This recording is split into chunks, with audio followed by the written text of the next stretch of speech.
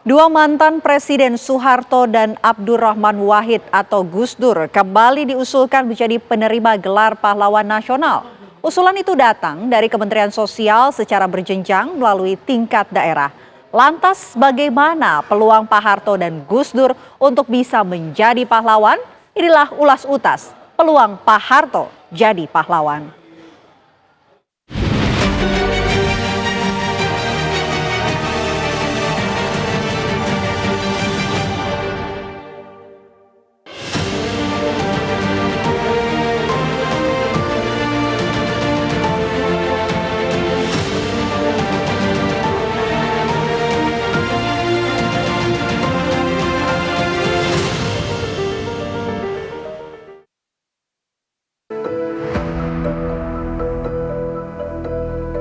Pahlawan nasional gelar kehormatan tertinggi ini diberikan pemerintah kepada tokoh yang telah berjasa besar bagi bangsa dan negara.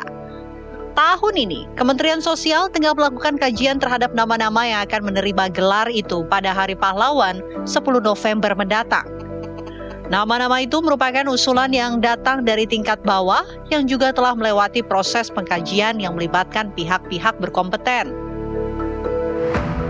Melalui tim pengkajian dan penganugerahan gelar pusat ya yang dibentuk oleh Kementerian Sosial untuk mempelajari mengkaji usulan dari provinsi-provinsi. Provinsi sebelumnya mendapatkan usulan dari pemerintah kabupaten atau kota. Sebelum itu kabupaten kota memperoleh masukan dari masyarakat lalu membentuk tim pengkajian di sana, mendatangkan akademisi, narasumber, tokoh masyarakat, dan saksi sejarah. Di antara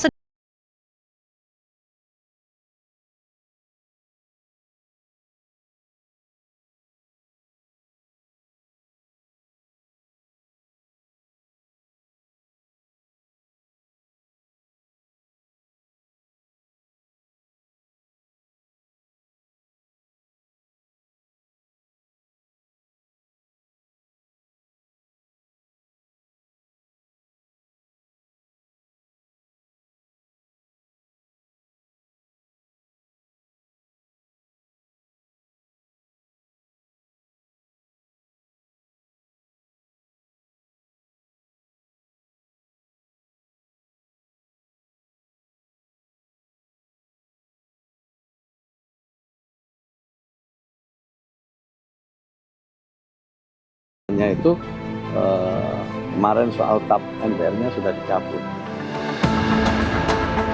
Akankah tahun ini para mantan Presiden Indonesia itu benar-benar mendapat anugerah gelar pahlawan nasional? Sejarawan Andi Ahdian menyebut ada syarat-syarat yang harus dipenuhi seseorang untuk bisa menerima gelar pahlawan nasional.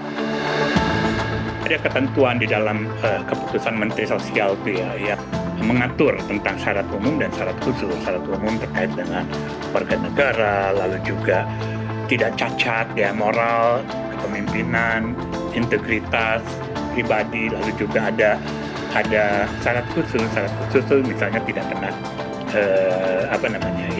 punya karya yang bermanfaat dan lain sebagainya. Itu tapi semua syarat yang sifatnya administratif ya.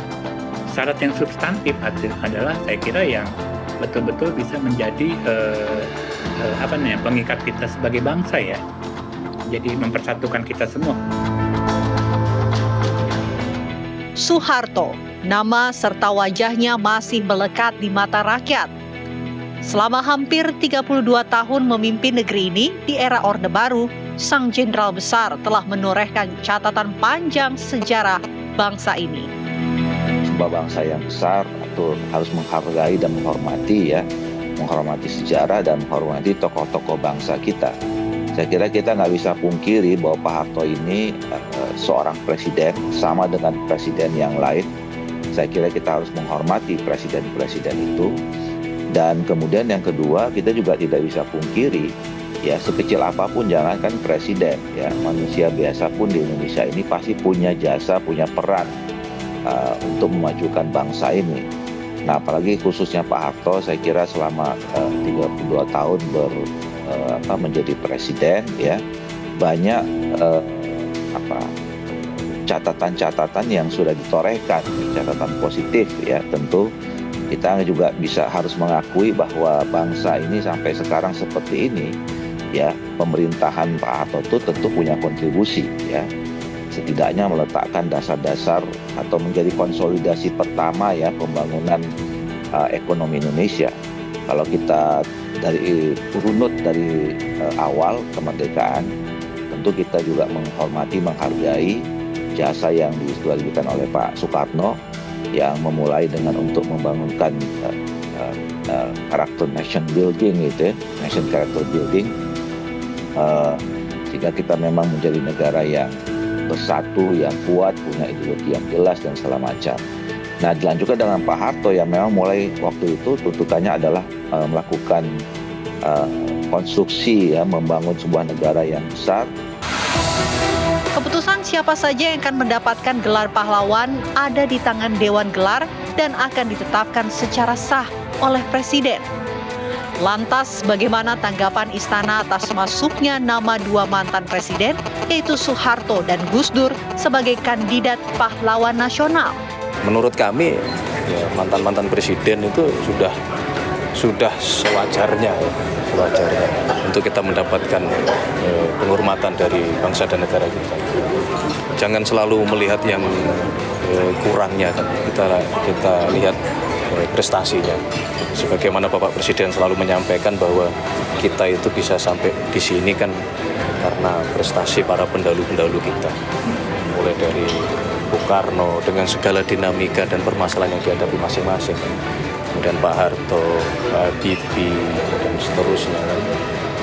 Gus Dur, Bu Mega, Pak SBY, Pak Jokowi, semua punya jasa, tidak mudah. Di bawah kepemimpinannya, Presiden Prabowo Subianto mengajak bangsa ini tak melupakan jasa para presiden yang telah memimpin negeri ini tanpa kecuali. Tak ada satupun presiden yang dinilai tak punya jasa untuk rakyat dan bangsa ini.